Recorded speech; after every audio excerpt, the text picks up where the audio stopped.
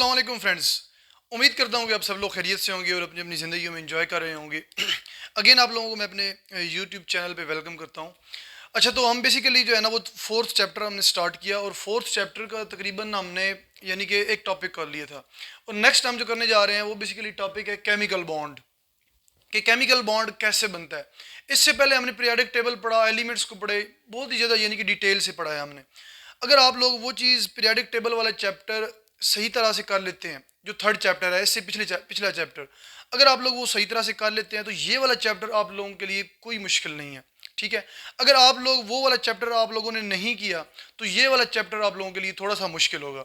सही हो गया, क्योंकि स्टेप बाय स्टेप जब आप चलते हैं तो आपको चीज़ों की तभी समझ आती है। अगर आप लोग डायरेक्ट एक चीज़ को जो है ना वो समझने की कोशिश करते हैं, स्टेप बाय स्टेप नहीं चलते, तो वो चीज़ आपको शायद समझ नहीं आती। सही है, तो अगेन आप लोगों को यानी कि ये रिकमेंड करूँगा कि आप लोग पहले चैप्टर से मेरी वीडियोस देखना स्टार्ट करें, पहला, दूसरा, फिर तीसरा, उसके बाद इस चैप्टर पे आएँ, और तब जो है ना ये चीज़ें आप लोगों को 100% क्लियर जो है ना वो समझ आ जाएंगी। तो अपने टॉपिक की तरफ चलते हैं। हमारा टॉपिक है केमिकल बॉन्ड। सबसे पहले केमिकल बॉन्ड की डेफिनेशन देखेंगे, फिर एक्सप्लेनेशन देखेंगे कि केमिकल बॉन्ड दो एटम के बीच में कैसे बनता है। ठीक है, उसके बाद हम देखेंगे कि केमिकल बॉन्ड की कितनी टाइप्स हैं, वो 4 डिफरेंट टाइप्स हम पढ़ेंगे। तो सबसे पहले हमारे पास है केमिकल बॉन्ड। केमिकल बॉन्ड की डेफिनेशन क्या है? Chemical bond is defined as a force of attraction between atoms that holds them together in a substance. Basically chemical bond का मतलब क्या है? केमिकल बॉन्ड का मतलब ये है कि कोई भी दो एटम, यानी कि दो एटम सेम भी हो सकते हैं, एक ही एलिमेंट के, एक ही एलिमेंट के दो एटम हो सकते हैं, या दो डिफरेंट एलिमेंट्स के एटम हो सकते हैं। जब भी दो एटम एक दूसरे के करीब आएंगे तो उनके दरमियान क्या होगी? एक अट्रैक्शन जो है ना होगी, यानी कि अट्रैक्टिव फोर्सेज होंगी उनके बीच में, अट्रैक्शन होगी। और जब अट्रैक्शन होगी तो वो दोनों एक दूसरे के साथ क्या हो जाएंगे? जुड़ जाएंगे। जब एक दूसरे के साथ जुड़ जाएंगे तो उनके बीच में एक यानी कनेक्शन बनेगा, एक रब्ता बनेगा, उसे हम क्या बोलते हैं? बॉन्ड बोलते हैं। समझ आ गई है ना? जनरल एग्जांपल दूं तो हमारे जो है ना हम अक्सर कहते हैं कि हमारे भाई का जो है ना पेरेंट्स के साथ बॉन्ड बहुत अच्छा है। ठीक है, यानी उनके साथ अच्छी कोऑपरेशन है, उनके साथ जुड़ा हुआ है। या छोटे भाई की जो है ना, ये छोटी सिस्टर की अम्मी के साथ जो है ना वो बॉन्डिंग का ज़्यादा है। इसका मतलब यही होता है कि कनेक्शन जो है ना वो ज़्यादा स्ट्रांग होता है, ज़्यादा अच्छा होता है। समझ आ गई है? तो बेसिकली अट्रैक्शन, जब भी दो एटम के बीच में अट्रैक्शन होगी, दोनों एटम एक दूसरे के क्लोज आएंगे, अट्रैक्शन जाहिर है अट्रैक्शन होगी, दो एटम क्लोज आएंगे।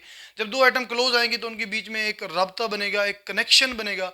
उसको हम जो है ना क्या नाम देते हैं? केमिकल बॉन्ड का नाम देते हैं। समझ आ गई है? अब ये केमिकल बॉन्ड जो है ना क्यों बनता है, कैसे बनता है, किस वजह से बनता है, वो हम एक्सप्लेनेशन में देखते हैं। एक्सप्लेनेशन में मैंने जो है ना ये पॉइंट्स की फॉर्म में लिखा है, और पॉइंट्स की फॉर्म में आप लोग जो है ना इजीली याद कर सकेंगे। सबसे पहले the attaining of 8 electrons configuration in the outermost shell either by sharing, by losing और by gaining electrons is called octet rule. ये सबसे पहले जो है ना ऑक्टेट और डुप्लेट रूल का जो है ना कॉन्सेप्ट अगेन बताने लगा हूँ। ऑक्टेट रूल का मतलब ये है कि हमारे पास ऐसे एटम जिनके वैलेंस शेल में, सब शेल की बात नहीं कर रहा, शेल की बात कर रहा, वैलेंस शेल। वैलेंस शेल का मतलब ये होता है कि बिल्कुल आखिरी वाला शेल। अगर हमारे पास ऐसे एलिमेंट जिनके वैलेंस शेल में मैक्सिमम 8 इलेक्ट्रॉन्स आ सकते हैं, ठीक है ना, यानी कि मैक्सिमम 8 इलेक्ट्रॉन्स आ सकते हैं, और उनके वैलेंस शेल में 8 इलेक्ट्रॉन्स नहीं हैं। ठीक है, कितने आ सकते हैं? 8 आ सकते हैं, लेकिन हैं नहीं। किसी के 1 है, किसी के 2 है, किसी के 3, किसी के 4, किसी के 5, किसी के 6। ठीक है, तो वो क्या करते हैं? जितने उनके पास होते हैं वैलेंस शेल में, और जो बाकी है अपने 8 पूरे करने के लिए वो मजीद दूसरे एटम के साथ क्या करते हैं? उनसे अपने इलेक्ट्रॉन्स लेते हैं। या वो शेयर करते हैं अपने इलेक्ट्रॉन, या वो दूसरे एटम से इलेक्ट्रॉन लेते हैं। ठीक है, या अपने शेयर करते हैं। अपने शेयर करने का मतलब ये है कि लूज करते हैं, अपने लूज करते हैं, या शेयर करते हैं, या दूसरों के साथ क्या करते हैं? गेन करते हैं। तो इस तरह जो है ना हमारे पास क्या बनता है? एक बॉन्ड बनता है, उसे हम केमिकल बॉन्ड बोलते हैं। और इस तरह जो है ना वो लूज करके, शेयर करके, या फिर गेन करके, ये 3 सिचुएशन है। इन तीनों सिचुएशन में ऐसे एटम्स जिनके वैलेंस शेल में मैक्सिमम 8 इलेक्ट्रॉन आ सकते हैं, और वो क्या करते हैं? उनके पास 3 या 4, 5 जितने भी इलेक्ट्रॉन हैं, या तो वो अपने लूज करेंगे, या फिर गेन करेंगे या फिर अपने शेयर करेंगे। ये तीन काम करके वो अपने ऑक्टेट को क्या करेंगे, कंप्लीट करेंगे। अपना वैलेंस शेल क्या करेंगे, उसमें 8 इलेक्ट्रॉन्स पूरे करेंगे। जब इलेक्ट्रॉन्स पूरे करेंगे तो उसके बाद जो है ना वो क्या हो जाएंगे, स्टेबल हो जाएंगे। और स्टेबल जब हो जाएंगे तो इस रूल को बेसिकली हम क्या बोलते हैं, ऑक्टेट रूल बोलते हैं। ऑक्टेट का मतलब होता है 8। ठीक है, तो किसी भी एलिमेंट के एटम के वैलेंस शेल में अगर उसका वैलेंस शेल क्या है, उसके में मैक्सिमम 8 इलेक्ट्रॉन आ सकते हैं। अगर ज़्यादा आ सकते हैं तो वो अलग बात है, वो यानी कि आप उसे छोड़ें। अभी जो है ना वो जस्ट हम इतना देख रहे हैं कि अगर एलिमेंट के वैलेंस शेल में मैक्सिमम 8 आ सकते हैं, ज़्यादा से ज़्यादा 8 इलेक्ट्रॉन आ सकते हैं, तब तो जो है ना वो क्या करेगा, हमारे पास ऑक्टेट रूल को फॉलो करेगा। समझ आ गई है? आगे चलते हैं। This octet rule symbolises that noble gas electronic configuration should be attend by atom. ये ऑक्टेट रूल क्या करता है, ऑक्टेट रूल कहता है कि अगर उस एटम के वैलेंस शेल में 8 इलेक्ट्रॉन आ जाते हैं तो ये वाला एटम जो नोबल गैसेज हैं, जो शरीफ गैसेज हैं, जो कि एंड पे हैं पीरियोडिक टेबल के, ठीक है ना, वो क्या मजीद यानी कि इनर्ट गैसेज हैं, रिएक्ट नहीं करती। ठीक हो गया, तो उन गैसेज की इलेक्ट्रॉनिक कन्फिग्रेशन अटेन कर लेते हैं, हासिल कर लेते हैं। ऐसे एटम जो ऑक्टेट रूल को जब फॉलो करते हैं तो उनके वैलेंस शेल में 8 इलेक्ट्रॉन आ जाते हैं, तो वो नोबल गैसेस की इलेक्ट्रॉनिक कन्फिग्रेशन को अटेन कर लेते हैं। इसका मतलब ये है कि जो नोबल गैसेस, जो हमारे पास जो नोबल गैसेस है, हमारे पास नियॉन के वैलेंस शेल में 8 इलेक्ट्रॉन है और वो क्या है, स्टेबल है, नेचुरली स्टेबल है वो। ठीक है ना, वो खुद को स्टेबल नहीं करती बल्कि वो नेचुरली स्टेबल है। तो ये एटम सेम उसी तरह, यानी कि जिस तरह उसके वैलेंस शेल में 8 है ना, अपने वैलेंस शेल में भी 8 इलेक्ट्रॉन पूरे करके अपने आप को क्या करते हैं, स्टेबल करते हैं। ऑब्वियसली जब इनके वैलेंस शेल में भी 8 इलेक्ट्रॉन आ जाते हैं तो सेम नियॉन की तरह हो जाते हैं ना। नियॉन के वैलेंस शेल की यानी कि जिस तरह इलेक्ट्रॉनिक कन्फिग्रेशन उनकी होती है, इसी तरह इनकी भी इलेक्ट्रॉनिक कन्फिग्रेशन बन जाती है। यानी कि ये नोबल गैसेस की इलेक्ट्रॉनिक कन्फिग्रेशन को अटेन कर लेते हैं और क्या हो जाते हैं, स्टेबल हो जाते हैं। आगे चलते हैं। Elements like hydrogen and helium have only s subshell due to which these atoms follow duplet rule. अब duplet rule क्या है कि ऐसे एलिमेंट्स के एटम जिनके वैलेंस शेल में सिर्फ मैक्सिमम 2 इलेक्ट्रॉन आ सकते हैं। ठीक है, और वो दो एटम कौन कौन से हैं, एक हाइड्रोजन है और दूसरा हीलियम है। ये बिल्कुल पहले पीरियड के पहले दो एलिमेंट है। ठीक है ना, पहले पीरियड में है ही दो एलिमेंट्स और वही हाइड्रोजन और हीलियम है। क्योंकि इनका शेल एक ही है, वही इनका वैलेंस शेल है, के शेल। ठीक है, और उसके अंदर एक ही सब शेल है, एस। ठीक है, तो s sub shell elements having s sub shell only s sub shell due to which these atom follow duplet rule, यानी कि डुप्लेट रूल को फॉलो करेंगे, यानी कि इनके वैलेंस शेल में मैक्सिमम 2 इलेक्ट्रॉन होंगे तो ये क्या होंगे, स्टेबल होंगे। अब हाइड्रोजन के वैलेंस शेल में 1 इलेक्ट्रॉन है, तो वो क्या करता है, वो 1 इलेक्ट्रॉन और लेता है और अपने आप को स्टेबल कर लेता है, क्योंकि वो डुप्लेट रूल को फॉलो कर रहा है। उसके पास है ही बस ऐसा शेल है, वैलेंस शेल, जिसमें ज़्यादा से ज़्यादा 2 इलेक्ट्रॉन आ सकते हैं। 8 वाला कॉन्सेप्ट नहीं है उसके पास, ऑक्टेट वाला कॉन्सेप्ट नहीं है उसके पास, डुप्लेट वाला कॉन्सेप्ट है। इस तरह हीलियम है, हीलियम अब नोबल गैसेस में आ जाती है। क्यों? क्योंकि उसके वैलेंस शेल में है ही 2 इलेक्ट्रॉन, यानी कि उसका एक ही वैलेंस शेल है जिसके अंदर मैक्सिमम ज़्यादा से ज़्यादा 2 इलेक्ट्रॉन आ सकते हैं और वही 2 इलेक्ट्रॉन उसके पास हैं। इस तरह जो है ना हीलियम क्या हो जाता है, स्टेबल हो जाता है, हीलियम नोबल गैसेस में शामिल हो जाता है। तो इस तरह हाइड्रोजन और हीलियम किस रूल को फॉलो कर रहे हैं, डुप्लेट रूल को फॉलो कर रहे हैं। डुप्लेट का मतलब होता है 2। आगे if bond formation is between ions, अब यहाँ तक ऑक्टेट रूल और डुप्लेट रूल की बात हो गई। ये आप लोगों ने एक्सप्लेनेशन के अंदर बताना है कि एलिमेंट्स ऑक्टेट रूल को जो फॉलो करते हैं वो उनकी जो है ना वो कैसे फॉलो करेंगे, और जो डुप्लेट रूल को फॉलो करते हैं वो कैसे फॉलो करेंगे। ये चीज़ बताने के बाद आपने आ जाना है next. If bond formation is between ions, अब हमारे पास यानी कि डिफरेंट किस्म के जो बॉन्ड बनते हैं ना, इनको जब हम एक्सप्लेन करेंगे तो आप लोगों को पता चलेगा कि आयंस क्या होते हैं। आयंस बेसिकली हम पहले चैप्टर के अंदर पढ़ चुके हैं आयंस क्या होते हैं। कहते हैं कि जब भी दो आयंस है, दो आयंस के बीच में बॉन्ड बनता है। ठीक है, if bond formation is between ions it is due to the electrostatic force of attraction between them. इसका मतलब ये है कि जब भी दो आयंस के बीच में बॉन्ड बनता है, आयंस मीन्स के या तो कैटाइन हो सकता है या एनाइन, कैटाइन और एनाइन, इन दोनों के बीच में जो बॉन्ड बनता है वो इलेक्ट्रोस्टैटिक फोर्स ऑफ अट्रैक्शन की वजह से बनता है। ठीक हो गया, वो क्या करते हैं, एक दूसरे को अट्रैक्ट करते हैं। क्यों? क्योंकि एक के ऊपर पॉजिटिव चार्ज होता है और दूसरे के ऊपर नेगेटिव चार्ज होता है। ऑब्वियसली पॉजिटिव जो है वो नेगेटिव को क्या करता है, अट्रैक्ट करता है अपनी तरफ। अपोजिट चार्जेस क्या करते हैं, अट्रैक्ट करते हैं ना। तो वो क्या करेंगे, दोनों एक दूसरे को अट्रैक्ट करेंगे और इस तरह जो है उनके दरमियान जो बॉन्ड बनेगा वो इस तरह बॉन्ड फॉर्मेशन होगी आयंस में। आयंस में बॉन्ड फॉर्मेशन किस वजह से होती है, इलेक्ट्रोस्टैटिक फोर्स ऑफ अट्रैक्शन की वजह से। फॉर एग्जांपल NaCl, अब Na के ऊपर क्या चार्ज है, पॉजिटिव, सोडियम है, ये सोडियम के ऊपर पॉजिटिव चार्ज है और क्लोरीन के ऊपर नेगेटिव चार्ज है, यानी कि ये सोडियम कीटाइन है और ये क्लोराइड आयन है। ठीक है, तो दोनों एक दूसरे को क्या कर रहे हैं, अट्रैक्ट कर रहे हैं। तो इस तरह इनके बीच में जो बॉन्ड है ना, ये जो डॉट आप शो देख रहे हैं, ये इलेक्ट्रोस्टैटिक फोर्स की वजह से इसको आयनिक बॉन्ड बोलते हैं। कौन सा बॉन्ड बोलते हैं, आयनिक बॉन्ड। जब दो आयंस के बीच में बॉन्ड बनता है तो उसको आयनिक बॉन्ड बोलते हैं। ये मजीद जब हम आयनिक बॉन्ड का टॉपिक पढ़ेंगे उसके अंदर मजीद डिटेल से पढ़ेंगे। नेक्स्ट पॉइंट है, if bond formation is between two similar atoms और they have comparable electronegativities, then it is due to sharing of electrons. This sharing of electrons may be mutual or one sided. इसका मतलब ये है कि जब भी bond बनेगा, जब आयंस नहीं होंगे हमारे पास, क्या होंगे, न्यूट्रल एटम होंगे। जब भी दो न्यूट्रल एटम के बीच में बॉन्ड बनेगा, अब वो दोनों एटम क्या हो सकते हैं, सेम एलिमेंट के भी हो सकते हैं और डिफरेंट एलिमेंट्स के भी हो सकते हैं। जब वो सेम एलिमेंट के होंगे दोनों एटम, तो तब तो उनके बीच में क्या होगी, जस्ट शेयरिंग होगी इलेक्ट्रॉन्स की। क्या होगी, शेयरिंग होगी। वहां पे कोई इलेक्ट्रोनेगेटिविटी का कॉन्सेप्ट नहीं होगा। इलेक्ट्रोनेगेटिविटी वहां पे होती है जहां पे एक लेस इलेक्ट्रोपॉजिटिव होता है और एक हाई इलेक्ट्रोपॉजिटिव होता है। लेस इलेक्ट्रोपॉजिटिव और एक हाई इलेक्ट्रोपॉजिटिव का मतलब ये है कि उन दोनों में से दो डिफरेंट एलिमेंट की जो एटम है ना, उनमें एक जो एटम होगा उसकी इलेक्ट्रोनेगेटिविटी ज़्यादा होगी, इलेक्ट्रॉन खींचने की पावर क्या होगी, ज़्यादा होगी। जब उसकी इलेक्ट्रॉन खींचने की पावर ज़्यादा होगी तो उनके बीच में जो बॉन्ड बनेगा वो वन साइडेड बॉन्ड बनेगा।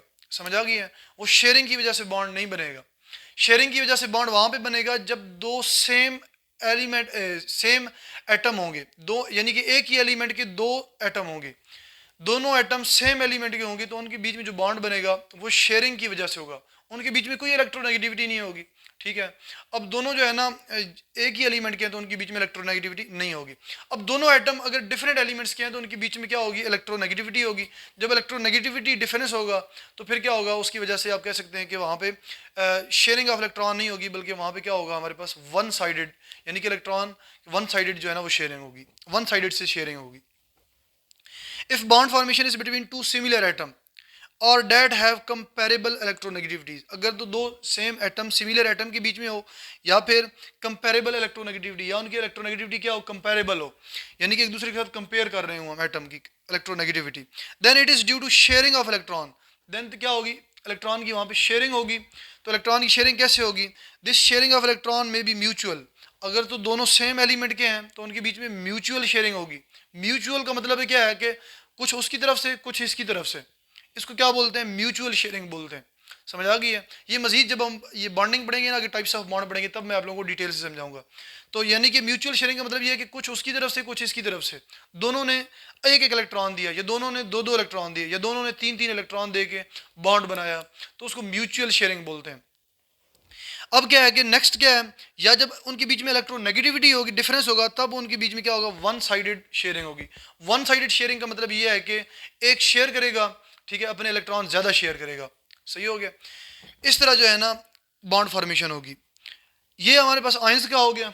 आयंस के बाद हमारे पास अगर तो दोनों एटम सेम एलिमेंट के हों तो तब उनके बीच में म्यूचुअल शेयरिंग होगी। अगर तो दोनों डिफरेंट एलिमेंट्स के हों या इलेक्ट्रोनेगेटिविटी कॉन्सेप्ट हो बीच में, तब उनमें जो शेयरिंग होगी वो वन साइडेड शेयरिंग होगी। उसके बाद when two atoms of elements come close to each other there are two kinds of forces are present. जब भी दो एटम एक दूसरे के करीब आते हैं, चाहे वो सेम एलिमेंट के हों चाहे डिफरेंट एलिमेंट्स के हों एटम, जब वो दोनों एटम एक दूसरे के करीब आएंगे तो उनके बीच में दो किस्म की फोर्सेस होंगी। कौन कौन सी, one is attractive force and second is repulsive force. Attractive force यानी कि या तो वो दोनों एक दूसरे को अट्रैक्ट कर रहे होंगे, ठीक हो गया एक फोर्स। दूसरी फोर्स कौन सी होगी, या वो दोनों एक दूसरे को रिपेल कर रहे होंगे, एक दूसरे को एक दूसरे से दूर कर रहे होंगे। दूर क्यों करेंगे, क्योंकि उनकी वैलेंस शेल में इलेक्ट्रॉन्स हैं, ठीक है ना। अब इसके भी ये एटम है, इसके वैलेंस शेल में इलेक्ट्रॉन है, ये दूसरा एटम है, इसके वैलेंस शेल में भी क्या है, इलेक्ट्रॉन्स है। तो दोनों के वैलेंस शेल जो इलेक्ट्रॉन्स है वो एक दूसरे को क्या कर सकते हैं, रिपेल भी कर सकते हैं, ठीक है। तो रिपल्सिव फोर्सेज इलेक्ट्रॉन्स की वजह से हैं, और अट्रैक्टिव फोर्सेज एक में पॉजिटिव चार्ज ज़्यादा है और एक में पॉजिटिव चार्ज क्या है, कम है, इस वजह से क्या अट्रैक्टिव फोर्सेज है। तो इस वजह से हमारे पास जब भी दो एटम एक दूसरे के करीब आएंगे तो दो फोर्सेज होंगी, एक अट्रैक्टिव फोर्सेज और दूसरी repulsive forces. When the net attractive forces dominates, अब हम क्या करते हैं, होता क्या है कि वहाँ पे दोनों फोर्सेज जमा होती हैं, अट्रैक्टिव फोर्स भी जमा होगी और उस अट्रैक्टिव फोर्स के अंदर हम कौन सी फोर्स जमा करेंगे, रिपल्सिव फोर्स जमा करेंगे। अब दोनों में से जिस तरह हम करते हैं ना, ये आपको इधर मैं सिंपल मैथ का कॉन्सेप्ट बताने लगा हूँ। अगर +5 हो और -2 हो, ठीक है, तो क्या आंसर आता है हमारे पास? +3 आता है। ऐसे ही है, क्यों? क्योंकि +5 फर्ज करें ये अट्रैक्टिव फोर्स है और ये -2 क्या है? आपकी रिपल्सिव फोर्स है। अब अट्रैक्टिव फोर्स क्या हो गई है? ज़्यादा हो गई है, और रिपल्सिव फोर्स क्या हो गई? कम हो गई है। तो डोमिनेट कौन सी हुई, यानी कि ज़्यादा कौन सी हुई? आपके पास ये अट्रैक्टिव फोर्स हुई। जब जब भी अट्रैक्टिव फोर्स ज़्यादा होगी, अट्रैक्टिव फोर्स डोमिनेट करेगी, तो दोनों एटम के बीच में क्या बन जाएगा? बॉन्ड बन जाएगा। When the net attractive forces, net का मतलब ये नहीं कि दोनों फोर्सेज को आप जमा करेंगे जब, तो आपके पास अगर तो अट्रैक्टिव फोर्स डोमिनेट होती है, ज़्यादा होती है, then a chemical bond formation happen, तब जो है ना केमिकल बॉन्ड बनेगा, and a molecule is formed, तब दो एटम मिलके क्या बना देंगे? मॉलिक्यूल बना देंगे, ठीक है। अगर तो when the net repulsive forces dominates, अगर तो रिपल्सिव फोर्सेस क्या होती हैं? डोमिनेट करती हैं, ज़्यादा होती हैं। फ़र्ज़ करें यहाँ पे -5 + 2 है, तो यहाँ पे आंसर क्या आएगा? -3 आएगा। ये क्या है? हमारे पास नेगेटिव रिपल्सिव फोर्सेज हैं और पॉजिटिव अट्रैक्टिव फोर्सेज हैं। तो क्या है कि नेगेटिव जो फोर्सेज हैं, जो रिपल्सिव फोर्सेज हैं, वो क्या है? ज़्यादा है, डोमिनेट है यहाँ पे। तो फ़र्ज़ करें आपकी जो है ना ये रिपल्सिव फोर्सेज अगर दो एटम के बीच में ज़्यादा हो गई हैं, एक दूसरे को दूर करने की पावर ज़्यादा हो गई है, तो उनके बीच में केमिकल बॉन्ड नहीं बनेगा। ये हमारे पास जो है ना कुछ एक्सप्लेनेशन थी केमिकल बॉन्ड की, केमिकल बॉन्ड की डेफिनेशन, फिर उसकी एक्सप्लेनेशन। ये अगर आया भी तो लॉन्ग क्वेश्चन में आएगा, ठीक है ना। What is chemical bond, right it's explanation, ठीक है, या detail note on chemical bond, इस तरह लॉन्ग आ सकता है। आगे टाइप्स ऑफ केमिकल बॉन्ड। अब केमिकल बॉन्ड की इतनी टाइप है। अब सबसे पहले बॉन्डिंग इलेक्ट्रॉन एक डेफिनेशन है इसके अंदर, वो देख लेते हैं। बॉन्डिंग इलेक्ट्रॉन्स कौन से इलेक्ट्रॉन होते हैं? आपको पता है कि एक एटम है, एक एटम के जो है ना, ये मैं यहाँ पे एटम बनाने लगा हूँ, ये पॉजिटिव, ये न्यूक्लियस है, ठीक है। एक पॉजिटिव, ये यहाँ पे बहुत सारे प्रोटॉन है, ये पॉजिटिव जस्ट न्यूक्लियस को शो कर रहे हैं। तो आपकी क्या है, यहाँ पे पहले शेल में 2 इलेक्ट्रॉन है, दूसरे शेल में 8 इलेक्ट्रॉन है, ये 8 इलेक्ट्रॉन है। ये जो है आपके फर्ज करें ये वैलेंस शेल है, वैलेंस शेल ये भी हो सकता है, वैलेंस शेल ये भी हो सकता है, वैलेंस शेल ये भी हो सकता है। ये जस्ट समझाने के लिए बता रहा हूँ। फर्ज करें यहाँ पे 2 इलेक्ट्रॉन है। अब क्या है कि इस एटम को जो है ना अपने इलेक्ट्रॉन, ये जो अब इसका वैलेंस शेल है ना, इस वैलेंस शेल में अपने इलेक्ट्रॉन पूरे करने के लिए इसने क्या बनाना है? बॉन्ड बनाना है। तो इस बॉन्ड कौन से इलेक्ट्रॉन से बनेगा? ये जो वैलेंस शेल वाले इलेक्ट्रॉन्स है ना, इनसे बॉन्ड बनेगा। ये कभी भी नहीं होगा कि एटम के अंदर जो इलेक्ट्रॉन्स है ना, ये इनर इलेक्ट्रॉन्स जिन्हें हम बोलते हैं, जिनकी वजह से शील्डिंग इफेक्ट भी होता है, तो ये इनर जो इलेक्ट्रॉन्स है ना, इनकी वजह से बॉन्ड कभी भी नहीं बनता। बॉन्ड कौन से इलेक्ट्रॉन से बनता है? जो बाहर वैलेंस शेल में इलेक्ट्रॉन होते हैं। तो देखते हैं definition. The valence electrons which are involve in chemical bonding और टर्म्ड एज बॉन्डिंग इलेक्ट्रॉन। ये जो वैलेंस इलेक्ट्रॉन है, ये क्या यानी कि बॉन्ड बनाते हैं दूसरे एटम के साथ, दूसरे एटम के वैलेंस शेल के साथ, वैलेंस इलेक्ट्रॉन्स के साथ क्या बनाते हैं? बॉन्ड बनाते हैं। इस वजह से इनको बॉन्डिंग इलेक्ट्रॉन्स बोलते हैं। आगे there are 4 types of chemical bond. Chemical bond की 4 टाइप्स हैं। एक आयोनिक बॉन्ड जो आयंस के बीच में बनता है, एक कोवेलेंट बॉन्ड है जो कि शेयरिंग, इलेक्ट्रॉन की शेयरिंग की वजह से बनता है। आगे डेटिव कोवेलेंट और कोऑर्डिनेट कोवेलेंट बॉन्ड, और चौथा हमारे पास है मेटालिक बॉन्ड। ये सारे बॉन्ड 1 बाई 1 करके जो है ना हम इनको डिटेल से जो है ना देखेंगे। तो यहाँ तक जो है ना हमारा लेक्चर एंड हो जाता है। अगर किसी का कोई क्वेश्चन हो तो अपना क्वेश्चन कमेंट सेक्शन में करे, मैं उसको इंशाल्लाह आंसर करूँगा। और दूसरी बात अगेन समझा रहा हूँ कि मैंने कॉन्सेप्ट के साथ जो है ना चलना शुरू किया है, ठीक है ना। ये चीज़ें कॉन्सेप्ट के साथ समझने के लिए आप लोगों को थोड़ा सा टाइम चाहिए। ऐसे नहीं है कि आप लोग एक ही दफ़ा इसको देखें और फिर छोड़ दें। अगर छोड़ देंगे तो अपना ही नुकसान करेंगे, वही रट्टा सिस्टम पे आ जाएंगे। अब बहुत सारे और भी यूट्यूब चैनल है जहाँ पे सॉरी बहुत सारे और भी यूट्यूब जो है ना वो टीचर पढ़ा रहे हैं यूट्यूब पे, केमिस्ट्री पढ़ा रहे हैं, 9th की केमिस्ट्री पढ़ा रहे हैं, 10th केमिस्ट्री पढ़ा रहे हैं। लेकिन वो क्या कर रहे हैं कि यानी कि इतना डीप में जाके कॉन्सेप्ट नहीं देंगे आपको, इतना डीप में जाके नहीं समझाएंगे। तो कहने का मतलब ये है कि ये वाहिद ऐसा चैनल है जहाँ पे आपको कॉन्सेप्ट की जो है ना वो फरावानी है। आपको कॉन्सेप्ट बहुत ज़्यादा दिया जा रहा है, तो इस कॉन्सेप्ट को आप समझने की कोशिश करें। जब तक आप लोगों के पास कॉन्सेप्ट होगा, आप लोग जो है ना तभी आगे जाके अच्छे अच्छे फील्ड्स में जा सकेंगे। तो उम्मीद करता हूँ कि आप लोग जो है ना मेरी इन चीज़ों को फॉलो करेंगे। तो इंशाल्लाह मिलते हैं नेक्स्ट लेक्चर में। तभी तक जो है ना अपना ख्याल कीजिएगा। तो इसी के साथ ही अल्लाह हाफिज़।